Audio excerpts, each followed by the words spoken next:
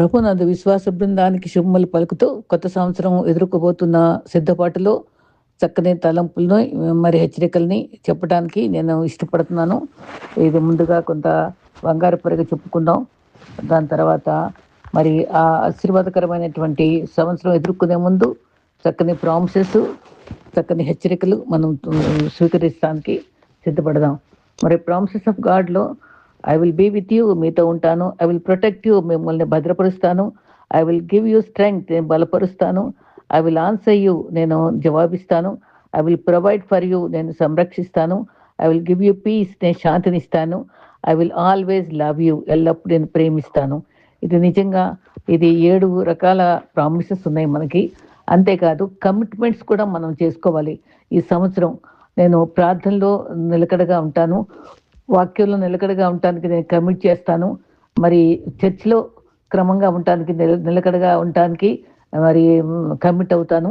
తర్వాత machine సేవకై commit అవుతాను. Holi spirit గైడెన్స్కే commit అవుతాను.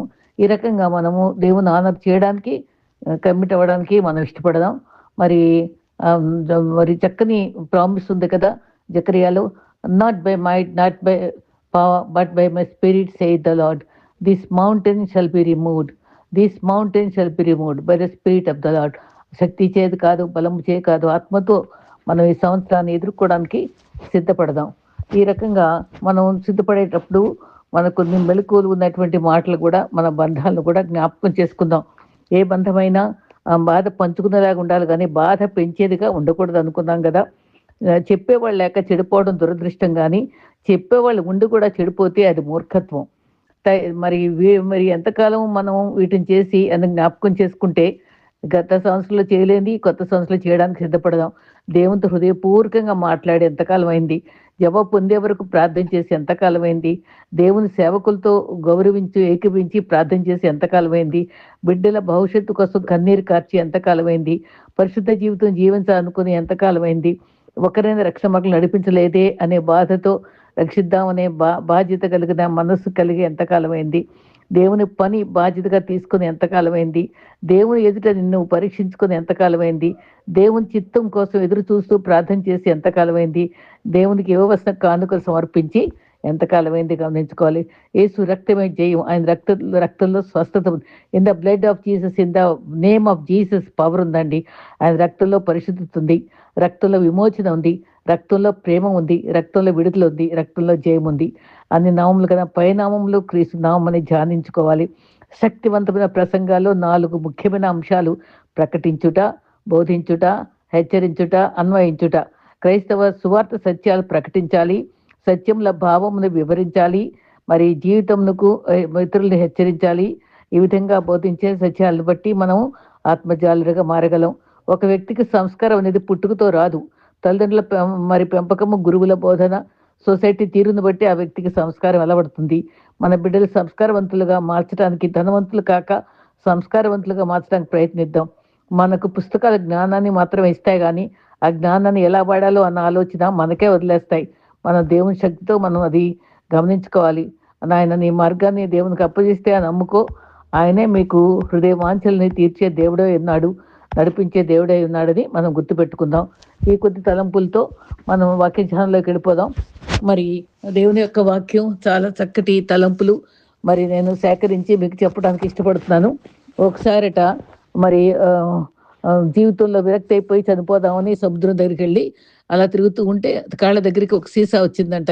ఎక్కడికి తోసేసి నాకు ఎట్లని మళ్ళీ నడుస్తూ ఉంటాడికి మళ్ళీ అదే సీసా ఎదురైందంట. ఏంటిది ఇది పద్దాక ఎదురవుతుంది చూద్దామని చెప్పి ఆ సీసా విప్పితే దాంట్లో ఒక చిన్న చీటీ ఉందట. ఆ చీటీలో కొంత అడ్రస్ ఉందట. అది ఇది ఎవరికి దొరుకుతుందో, ఎన్ని తరాలైనా అవని, ఎన్ని సంవత్సరాలైనా అవనియండి, ఈ దీంట్లో దొరికిన అడ్రస్కి వెళ్ళి మీరు సంప్రదించండి, మీకు గొప్ప లాభం చేకూరుతుంది అని రాస్తుందట. ఏం జరుగుద్దా అని చెప్పి ఇలాంటిది నమ్మకూడదు అనుకుంటూనే కనుక్కొని దాంట్లోకి వెళ్ళేటప్పటికి అక్కడ వాళ్ళని, ఆ అబ్బాయిని ఎంతో చక్కగా ఆహ్వానించి లోపలికి తీసుకెళ్ళి ఒక గొప్ప ఆయన, ఒక ఆవిడ, జాక్, ఇది జరిగింది కదండి, జాక్ వామ్ అనేటువంటి పేరు గలవాడు, నీకు అదృష్టం వచ్చింది బాబు అన్నారట. అక్కడ మరి కుట్టు మిషన్లు నిర్వహించే గొప్ప కో కోటీశ్వరురాలు ఉందట. అది రాసిన వీలునామాలో ఆ సీసాలో పెట్టిందట. ఎవరన్నా ఇది తీసుకున్న వాళ్ళు నేను అపరిచితులనైతే ఎందుకు గొప్ప బహుమతి ఉంది దాంట్లో. దాన్ని నువ్వు వాడుకో అని చెప్పి రాసి పెట్టుందంట దాంట్లో. దేవుని పేర అది వాడుకో అని చెప్పి రాసిందంట. అది ఎంతో ఆశ్చర్యపడి, సంతోషపడి తను గొప్పవాడిగా ఉండి పేదవాళ్ళకి ఎంతో సాయం చేశారట.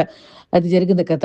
అయితే ప్రభువు కూడా మనకు సీసాలో పెట్టినట్టే కాకుండా ఎన్నో వాగ్దానాలిచ్చి మనకి అది ఒక సంపదలాగా మనకిచ్చాడు. మనల్ని ఆస్తికర్తలుగా చేశాడు. మరి ఆయన ఐశ్వర్యం చొప్పున మనకు ప్రతి అవసరం తీర్చే గొప్ప దేవుడు మనకున్నాడు.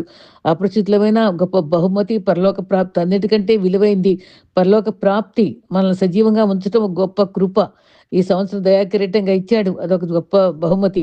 మనం అలా ఎదుర్కోవాలి. పాత సంవత్సరంలో సరిచేసుకుంటూ కొత్త సంవత్సరం ఎదుర్కోవాలి. మనం ఎప్పుడు గమనించుకోవాలి. యాటిట్యూడ్ ఆఫ్ గ్రాటిట్యూడ్ కలిగి ఉండాలి. మొదటిది అది చాలా వివరంగా మరి గ్రాటిట్యూడ్ ఆఫ్ యాటిట్యూడ్ మనం గమనించుకుందాం. అయితే హృదయం నిండా కృతజ్ఞత నిండిపోవాలి. తర్వాత ఒక ప్లేను మరి ఇటీవల సౌత్ కొరియాలో బ్యాంకాక్ నుండి వచ్చేది.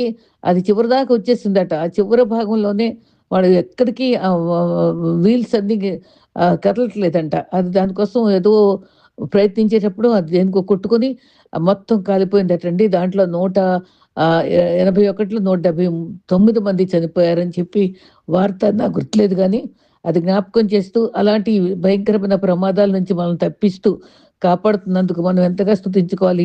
పారాలిసిస్ స్ట్రోక్ లాంటిది గానీ, యాక్సిడెంట్స్ గానీ, మరి బాత్రూమ్‌లో పడిపోయి చనిపోయిన వాళ్ళు గానీ, మరి క్యాన్సర్ వ్యాధిగ్రస్తులు గానీ ఎంతోమంది మన మధ్య మరణించటం జరుగుతుంది. ఆకస్మిక ప్రమాదాల నుంచి మరి ప్రభు మనల్ని తప్పించి కాపాడుతున్నారంటే ఎంత దేవుని స్తుతించుకోవాలి. ఈ సంవత్సరం కృతజ్ఞతతో కలిగి ఉండటం చూసుకుందాం. అందుకనే విశ్వాసఘాతకులు కాకుండా కృతజ్ఞత కలిగిన వారంగా మనం ఉండటానికి ప్రయత్నిద్దాం. అందుకనే 103వ కీర్తనలో నా ప్రాణమహిమ సంధించి ఆయన చేసిన ఉపకారములో దేన్ని మరొకము, సంకటంలో కుదుర్చువాడు, మరి సమాధిలోంచి అంటే మరణించకుండా కాపాడే దేవుడు, రోగాల నుంచి తప్పించే దేవుడు, మరి మన పాపాల్ని తూర్పుకు పడమరకు ఎంత దూరంగా ఉందో చేసేవాడు. ఎంత చక్కగా ఉంటుందండి ఆ అధ్యాయం అంతా. ఆ రకంగా మరి ఏ రకంగా అయితే షోమ్రోన్‌లో ప్రవక్త ఎలీషా ఉన్నాడు కదా! మరి వీటి వల్ల విశ్వాసం కలిగి మరి మరి యోర్దాను నయమాను చిన్న పాప చెప్పిన మాటని విని నమ్మి మరి నయమాను ఎలీషా దగ్గరికెళ్ళినప్పుడు కోపమొస్తూ ముందుగాని తర్వాత మళ్ళీ పనివాడి ద్వారా సలహా పొంది మునిగినప్పుడు ఎంతో చక్కటి స్వస్థ పొందాక ఎంత చక్కటి మాట అంటాడు నయమాతు, యెహోవా తప్ప నేను ఏ ఇతర దేవుళ్ళని కనపరచను తీర్మానం చేసుకున్నారట. మనం ఏం తీర్మానం చేసుకుందాం ఆయన మేలుని బట్టి. మరి ఎవరికి మహిమ ఇవ్వాలో ఆయనకి ఇవ్వాలి మనం. మరి పాపం అనే కుష్టు నుంచి విడిపించాడు మనల్ని. ఇదొక్క రక్షకుడు. గొల్లలు కూడా ప్రచురించారు. మనం దేవుని మేలును చూసి ఆయన ప్రచురించి ఆరాధించే వరంగా ఉందాం. మరి ఎన్నో నిందలు, బాధలు, కష్టాలు, వ్యాధులు, ఒంటరితనంలో మనల్ని ఎంతగానో కనుగ్రహించినది గుర్తుపెట్టుకుందాం. దేవునికి ఇష్టడుగా ఉండి దావీదు జీవించాడు. మరి ఆయన నామం మహింపరిచే రీతిగా మరి ఎంతగానో స్తుతించుకుంటూనే ఉన్నాడు. తను అందుకనే నేను ఇంత గుడారాలు దేవుని నుంచి నేను మందిరంలో ఎంతో శరంభి గృహాల్లో మరి భవనాల్లో ఉండటం సిగ్గుకరం అని చెప్పి మరి మరి దేవాలయం కట్టిద్దామని చెప్పి తనకు రక్తసిక్తమైన చేతులతో కట్టద్దు అని సొలొమోనుతో కట్టి అన్ని వనరులు ఇచ్చి తనకి ఎంతో విలువైనటువంటి బంగారంతో కట్టుబడి అదట కొన్ని కోట్ల డాలర్లు విలువ కలిగినటువంటి బంగారు విలువట. ఆ యొక్క దేవాలయంలో ఉంచినటువంటి బంగారం యొక్క విలువ లెక్కించలేమట. తర్వాత అటువంటి గొప్ప పనిని దావీదు చేయగలిగాడు. కృతజ్ఞత కలిగే కదా చేయించగలిగాడు. తర్వాత గెరాసిన్ ప్రాంతంలో సేనాధ్యయం పట్టిన వాడు కూడా ఎంత కృతజ్ఞత చూపించాడు బాగుపడ్డాక. మార్కు 5:1-10 వరకు మరి 2 రోజులు ప్రయాణం చేసి ఆ గెరాసిన్ సేనాధ్యయం దగ్గరికి వెళ్ళినప్పుడు అవన్నీ పందుల్లోకి పోయినప్పుడు 2000 పందుల్లోకి వెళ్ళిపోయినాయి. అప్పుడు చిత్తశుద్ధిరే మంచి బట్టలేసుకుని ఎప్పుడు గాయపరుచుకుని వికారంగా ఉండేవాడు. పాదాల వద్ద నుండి దెక్కపల్లి అంటే 10 గ్రామాలకి ఆయన సువార్త ప్రకటించడం చూస్తాం. అది ఎంత మరి దేవుని యొక్క కృతజ్ఞత, దేవుని చేసిన మేళకు కృతజ్ఞత కలిగుంటే చెప్పకుండా ఉండలేము. ఆ 10 దేశాలకి ప్రాంతాలకెళ్ళి ప్రభు నాకు ఎంత మంచి స్వస్థత ఇచ్చాడు అని చెప్పుకుంటూ సాగిపోయాడు. మనకు కూడా ఇన్ని మేలు చేసినందుకు మనం ప్రభువు చెప్పుతూ, ప్రచురిస్తూ మనం సాగిపోవాలని ఈ సంవత్సరం నిర్ణయించుకుందాం. మరి క్రీస్తు మనకి ఆయన రక్తంలో కడిగి రక్షణిచ్చి పరలోక స్వాస్యం ఇచ్చాడు. కృతజ్ఞతా భావం మొదటి భావం. ఆయన మనల్ని ము మరి దానియేలు విషయంలో ఎంత చక్కటి వాగ్దానం ఇచ్చాడండి. ధైర్యం తెచ్చుకో, బహుప్రియుడవు, నీకు శుభం కలుగుగాక. ఆ దానియేలుతో మాట్లాడాడు. కొత్త సంవత్సరంలో మనకు మేలు జరగాలి, మేలిచ్చే దేవుడు. బైబిల్‌లో ఎన్నో వాగ్దానాలు మనకున్నాయి. రెండో దినవృత్తాంతం 15:7 మీరు బలహీనులు కాక ధైర్యం వహించుడి, మీ కార్యము సఫలమగును. ఇదెంత మంచి మాట అండి. బలహీనులు అవ్వద్దు. మనం ఎన్నో విషయాలు వీక్ అయిపోతాం, దిగులు పడిపోతాం. కానీ బలహీనులు కాక ధైర్యం వహించాలి. నీకు నేను ఒక్కసారి విముఖుడినైతిని, నిమిషం మాత్రం దూరంగా ఉన్నాను. ఒక నిమిషమే కోపం వల్ల ఒక్కొక్క నిమిషం దూరంగా ఉన్న దేవుడు తర్వాత మేలుతో మరి వాత్సల్యంతో మన దగ్గర తీసుకుంటాడు. ఈ సంవత్సరం దేవుడు తన వాత్సల్యం, ఇప్పుడు నేను చెప్పే సందేశం అంతా దేవుని యొక్క వాత్సల్యం గురించి వివరణ అండి.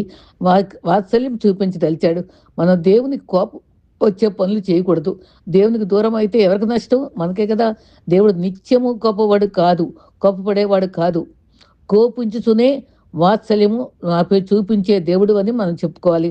ఆశ్రయదుర్గమా, నా జీవ మార్గం ఊహించలేని కృపనిస్తాడు. కృప మనపై లేకపోతే ఎలా జీవిస్తాం? నిత్యమైన కృపతో వాత్సల్యము చూపించటం. ఇదండి ఈరోజు వాక్యం. నిత్యమైన కృపతో వాత్సల్యము చూపించే రక్షకుడు మనకున్నాడు. నా తండ్రి చిన్నప్పుడు అని ఈ ప్రసంగికుడు చెప్తాడు. అక్కడ అక్కడ దగ్గర దగ్గర చర్చి వాళ్ళందరూ క్యాథలిక్ చర్చి, బ్యాప్టిస్ట్ చర్చి అన్ని చుట్టూన్నాయట. వీళ్ళ నాన్న ఒక ప్రసంగికుడు. అయితే అందరూ ఊరేగుతుంటే దేవుడు పటం పెట్టి పాటలు పాడుకుంటూ తిరుగుతూ ఉంటే ఈ అబ్బాయి కూడా తిరిగి తిరిగి తిరిగి రాత్రి 11 గంటలకు వచ్చారట. ఎందుకు ఇలా తిరుగుతా వస్తా వాళ్ళతో పాటు అని వాళ్ళ నాన్న వైరు పెట్టి కొట్టాడట వీపు మీద. ఇప్పటికి కూడా వైరు మచ్చలు అక్కడ గాయం అయిపోయి ఉన్నాయట. ఎప్పుడన్నా నాన్న చనిపోయాడు, తర్వాత గుర్తొస్తే అద్దం ముందు వెనక ముందు చూపించుకుని దాన్ని నాన్న తాంచుకుని ఏడుస్తారట.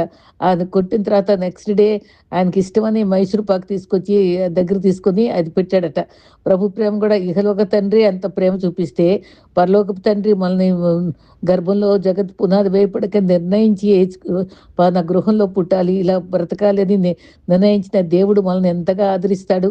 నిమిషం మాత్రమే మనం గొప్పడినా మనల్ని గొప్ప వాసనతో సమకూరుస్తాడని నేను ఎప్పుడు తలుచుకుని మంచి స్పీకర్ అయ్యాడండి ఆయన. అయితే నిజంగానే ప్రభు ప్రేమను అనుభవించాడు కాబట్టి చెప్పగలిగాడు. మరి మరి వాత్సల్యంతో కృప చూపించే దేవుడు మనకున్నాడు కదా. ఒక్క క్షణం మరి తండ్రి కూడా సిలువలో వదిలిపెట్టినప్పుడు మన కోసం అంత రక్తం కార్చి ఆఖరి బొట్టు వరకు మన కోసం శ్రమించినటువంటి క్రీస్తు సిలువ ప్రేమ ఎంత గొప్పది. మరి వాత్సల్యం చూపుట కలువరిలో మరి భూమిపైకి వచ్చాడు కదా. నిజంగా 51:1 దేవా నీ కృప చొప్పు నన్ను కరుణించుము, నీ వాత్సల్య బాహుల్యము చొప్పున. చూసారా ఎంత అద్భుతమైన వాక్యాలు ఉన్నాయో. నీ వాత్సల్య బాహుల్యము చొప్పున అతిక్రమం తుడిచివేయము. మన అతిక్రమములు మనకు తెలిసే ఉన్నాయి అంటాడు. మన అతిక్రమములు ఒప్పుకునేవాడు ధన్యుడు, అది ఒప్పుకొని విడిచిపెట్టువాడు కనికరం పొందు అన్నాడు. అలాగా మనం గత సంవత్సరంలో పాపాలు ఒప్పుకొని నూతన హృదయంతో మనం దేవుని సేవిద్దాం. అతిక్రమలు విడిచిపెట్టి గొప్ప బహుమానం పొందడానికి ఆశపడదాం. నీ వాత్సల్యము నాకు తర్వాత అదే 41:1 నీ వాత్సల్యము నాకు దూరం చేయకము. చూసారా, వాత్సల్యం ఎంతో పవర్ఫుల్ మాట అండి.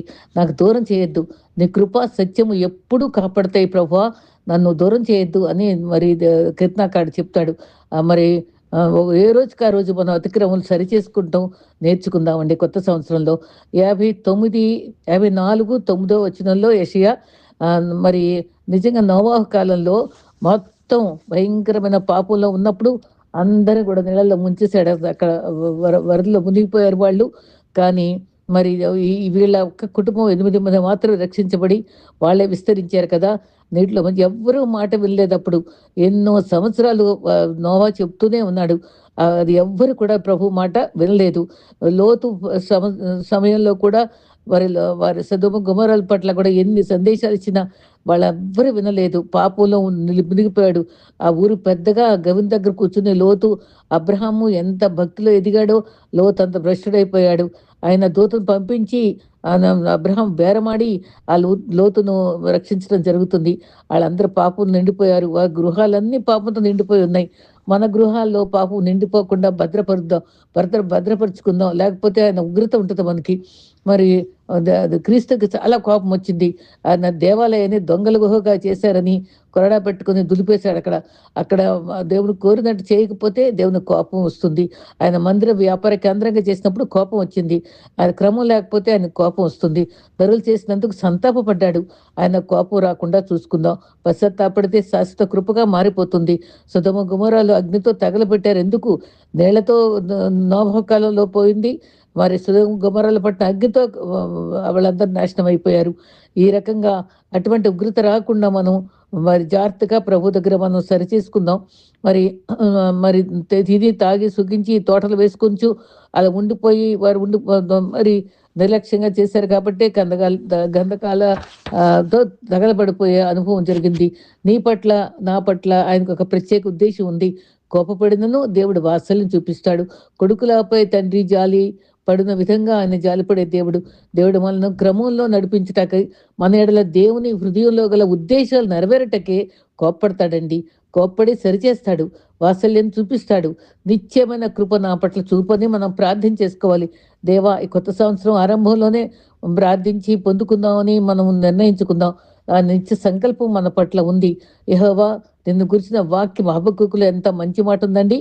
సంవత్సరములు జరుగుతుండగా నీ కార్యములు నూతన పరచుము. పాత తలంపులు, పాత బలహీనతలు, పాత తప్పులే కాదండి, నూతన పరుచుకుందాం.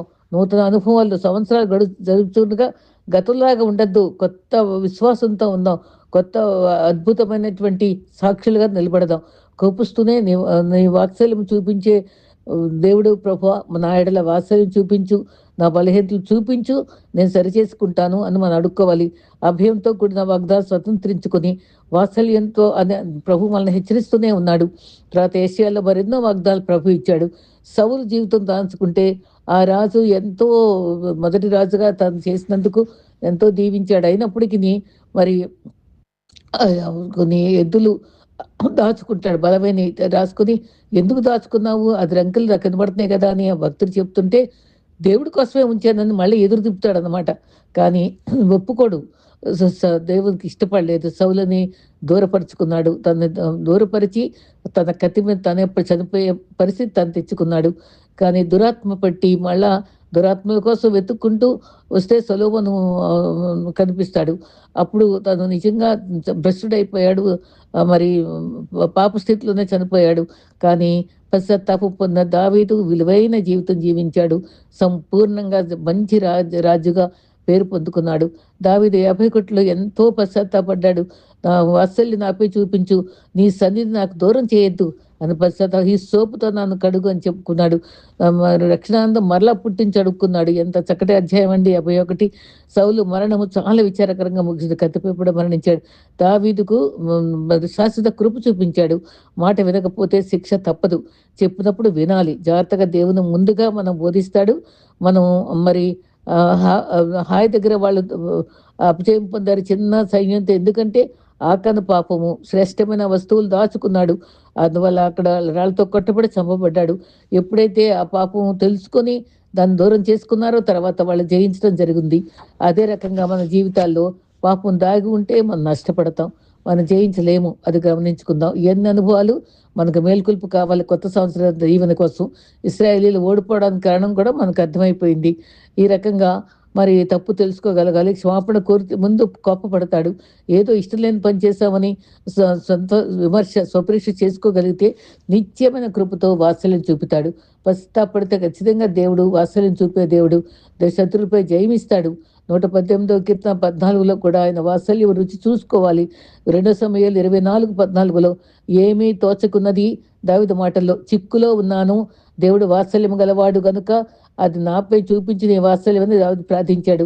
ఆ అప్పుల్లో ఉన్నాను, నా బిడ్డల యొక్క శ్రమల్లో ఉన్నాను, మరి బిడ్డల యొక్క తాగుడు వ్యసనంలో చిక్కుకుపోయి ఉన్నారు.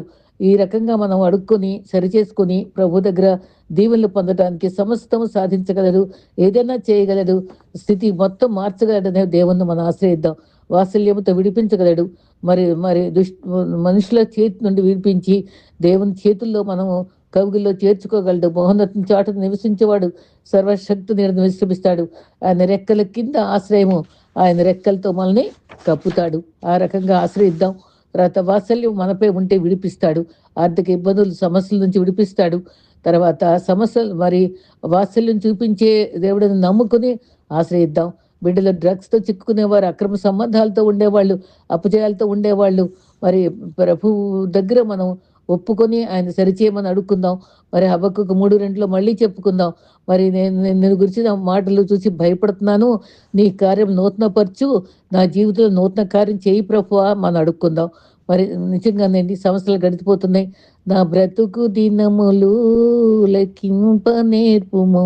ఎంత చక్కటి పాటండి అది. ఇంకొంతకాలము నాకు అవకాశం ఇయ్యి నేను సరిచేసుకుంటాను. నేను మరింత అర్థవంతంగా నిన్ను సేవిస్తానని మనం హృదయపూర్తిగా ప్రార్థిద్దాం. ఓ చక్కని పాట నేను విన్నాను. కృపగల దేవుడవు నీ కృప చూపించావు. దయగల దేవుడు నీ దయ చూపించి కాపాడావు. నేనున్న క్షణము నీ గతకాలమంతా నువ్వు నాకే తోడై ఉన్నావు. నువ్వు నా వెంట ఉండి నాకు తోడై ఉన్నావు. నీ కృపలో కాపాడావు.